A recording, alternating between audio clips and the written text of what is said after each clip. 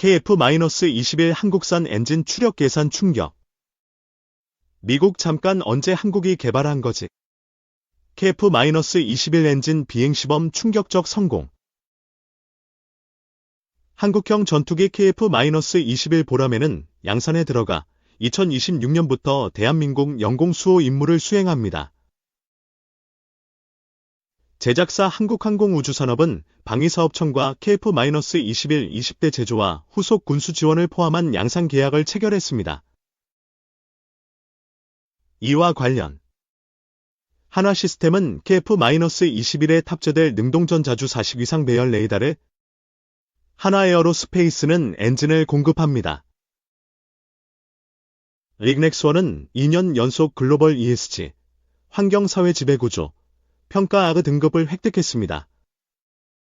서현 우김혜령 기자.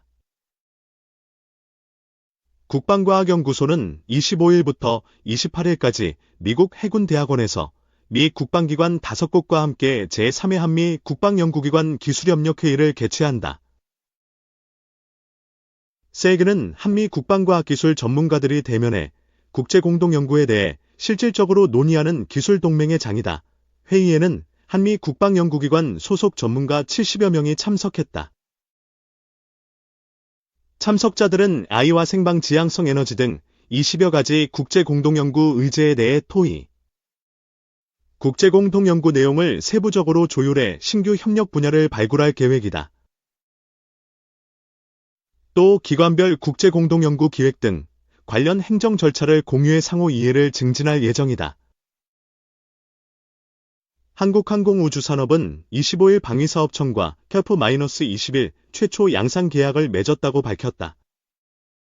KF-21 20대를 제조하고 기술 교범 교육 등 후속 군수 지원을 포함해 총 1조 9,600억 원 규모다. 2015년 시작된 한국형 전투기 KF-X 체계 개발 사업은 미래 전장 운용 개념에 적합한 4.5세대 전투기를 개발하기 위한 사업이다. 현재 80% 개발이 진행됐다. 총 개발 기간은 10년 6개월이다. 체계 개발이 완료되는 2026년부터 양산기 납품이 이뤄져 최근 퇴역한 F-4와 향후 퇴역할 F-5 전투기를 대신해 영공수호 임무를 맡는다. 캐아은 KF-21 기반 플랫폼 관 무기체계 발전에 필요한 기술 개발 등 자체 준비를 가속할 예정이다. 이로써 유무인 복합체계 기술, 차세대 공중전투체계 등 6세대 전투기로의 확장성을 통해 글로벌 시장 개척 활동에 나선다는 계획이다. 한화시스템은 방위사업청과 KF-21에 탑재될 S-레이더 최초 양산 계약을 맺었다. 계약 규모는 1,100여 원으로 2025년 8월 말부터 KF-21에 탑재될 예정이다. 전투기의 눈으로 불리는 S-레이더는 공중과 지상해상 표적에 대한 탐지 및 추적 등 다양한 임무를 동시에 수행한다. 현대 공중전에서 전투기의 생존 및 전투 승패를 가르는 핵심 장비로 꼽힌다. 한화시스템은 국내외에서 200소태상 비행시험을 통해 S-레이더 성능을 입증, 잠정 전투용 적합 판정을 받은 뒤 처음 양산에 들어갔다. KF-21 S-레이더 양산 사업은 최초 양산과 후속 양산으로 구분된다. 이번 계약 체결로 한화시스템은 최초 양산 20대를 시작으로 후속 양산까지 안정적으로 S-레이더를 공급할 계획이다.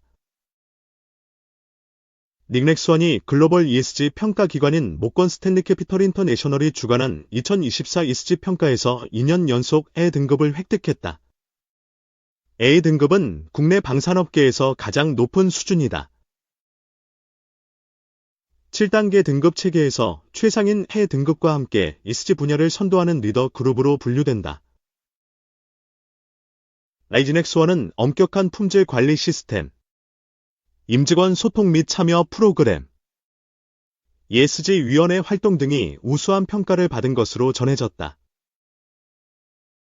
릭넥스원은 이 같은 ESG 활동 성과를 담은 지속가능 경영 보고서를 이달 중 처음으로 발간할 계획이다. KAN은 지난 20일 폴란드 민스크 공군기지에서 현지 항공정 비전문 업체인 WZL-2와 F-50 운영에 필요한 후속 지원 방안을 구체화하기 위한 협업 합의서를 체결했다. 체결식에는 성일 국방부 자원관리실장, 석종건 방위사업청장, 이상재 카카스 센터장, 다리우스 소콜스키 WZL-2 최고경영자 등이 참석했다. KAN은 지난해 F-50GF-12대를 폴란드에 납품하고 현지 사무소를 열어 이송 및 재조립을 완료했다. 합의서 체결로 KAN은 폴란드 공군이 F-50 항공기를 총 수명 주기 동안 안정적으로 운영할 수 있도록 보급, 정비, 기술 지원 등 후속 지원 체계를 구축해 폴란드 공군이 상시 전투 중 비태세를 유지할 수 있도록 할 계획이다. 하나오션이 지난 20일 폴란드 바르샤바에서 열린 국제해양안보 포럼에 참가해 장보고3 잠수함의 우수성을 널리 알렸다. 국제해양안보 포럼은 폴란드 최대 해양안보 컨퍼런스다. 하나오션은 이날 잠수함 운용 개념 및 교육 훈련 분야, 발전 방안을 제시했다. 특히 승조원 전비태세 유지 프로그램을 소개해 많은 폴란드 측 관계자의 이목을 끌었다. 이 프로그램은 폴란드 오르카 잠수함 건조 중 승조원의 전투 준비 태세 유지를 가능하게 한다. 하나오션은 폴란드 해군의 향후 30년 이상 운용이 가능한 앞선 기술과 압도적 성능의 잠수함을 제공한다는 목표다. 잠수함 정비에 필요한 기술 및 주요 기자재를 공급할 한국 업체의 폴란드 현지 진출 확대도 지원한다. 하나에어로스페이스는 KF-21 엔진을 공급한다. 하나에어로스페이스는 방위사업청과 5,562억 원 규모의 KF-21 최초 양산 엔진 공급 계약을 맺었다고 25일 공시했다. 계약 기간은 2024년 6월부터 2027년 12월까지다.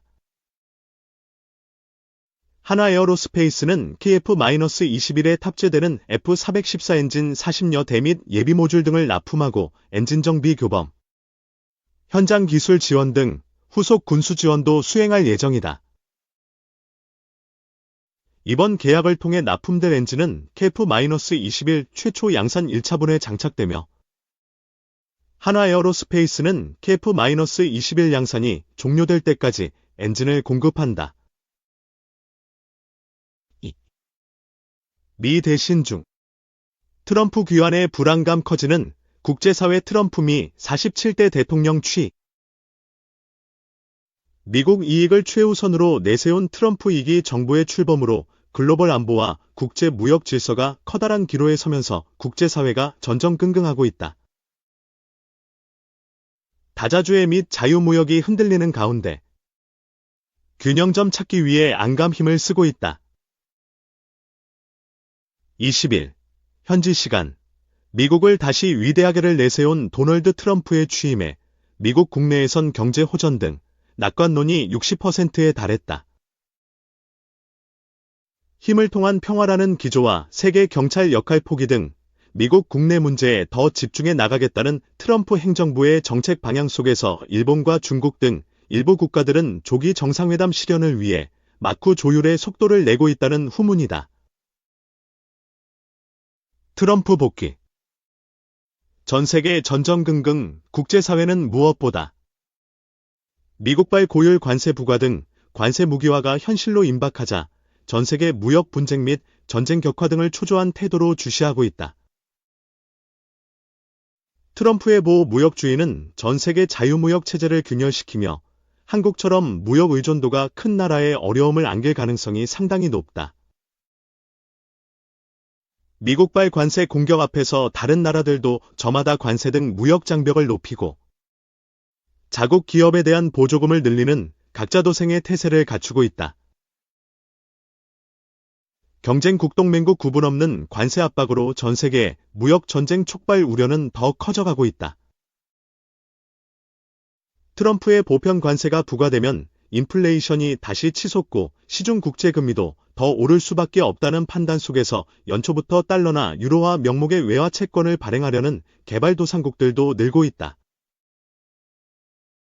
미국 빈자리 중국이 대신하나 왜 세계 경찰이 돼 부담을 져야 하냐라는 입장은 동맹국 부담 증가로 이어지게 됐다. 한국과 일본 등은 방위비 분담금의 증액과 관련 대안 마련에 노심초사 중이다. 북대서양조약기구 역시 같은 처지로 트럼프는 지난 7일 나토 회원국들이 국방비 지출을 국내 총생산의 5% 수준으로 늘려야 한다며 압박했다.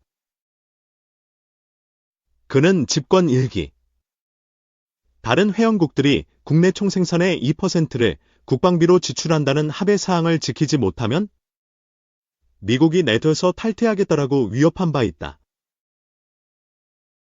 동맹과 다자 협력을 경시하고 미국 이익을 앞세운 고립주의 접근법이 국제사회에서 미국 1극의 안정 상황인 팩스 아메리카의 종식과 함께 충돌과 국지전 빈발, 지역 정세 불안정성 고조 등을 가져올 것이란 우려도 커졌다. 국제 리더로서 미국의 빈자리에 중국이 새로운 큰형으로서 대신할 가능성도 높다. 반면 힘을 통한 평화 기조와 예측 불가성은 각국의 도발적 행동에 대한 덕지 장치로 작용할 수 있다는 지적도 있다.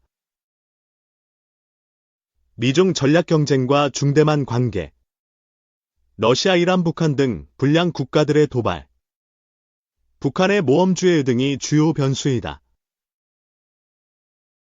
집권 1기 때 파리기후 협약에서 탈퇴했던 트럼프는 바이든 정부의 친환경 에너지 정책에서 돌아서 석유, 천연가스 등 화석 에너지원 발굴 이용을 적극화할 방침이다. 이에 따라 전기차 및 반도체 지원 등의 정책이 바뀌면 현대차, 기아, 삼성전자, 스카이닉스 등 바이든 정부에서 막대한 대미 투자를 한 한국의 기업도 악영향을 받게 된다. 국제사회는 더 커질 미국 우선주의와 예측 불가측성 속에서 안보 및 무역 질서의 격변에 우려를 더하고 있다.